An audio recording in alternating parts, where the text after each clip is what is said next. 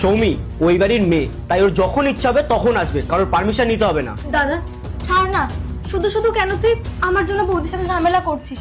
ঠিক আছে, আমি এক্ষুনি ব্যাকপ্যাক করে চলে যাচ্ছি, আমি আর আসবো না। বোন, তুই কি বলছিস?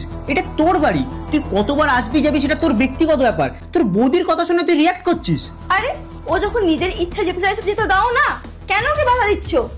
দেখো, যেরকম তোমাদের এখানে আমাকে প্রয়োজন, ও শ্বশুর বাড়িতে তো ওকে প্রয়োজন না, তো কেন বাধা দিচ্ছ? সৌমি ব্যাস, আমি আর একটাও কথা শুনতে চাই না। তুমি হয়তো ভুলে যাচ্ছ অন্যের বাড়ির বউ হওয়ার আগে না আমার বাড়ির মেয়ে, তাই ওর যখন ইচ্ছা হবে তখন থাকবে। 1 মাস পর কেন, রোজ থাকবে। তুমি কিন্তু বলার কেউ না।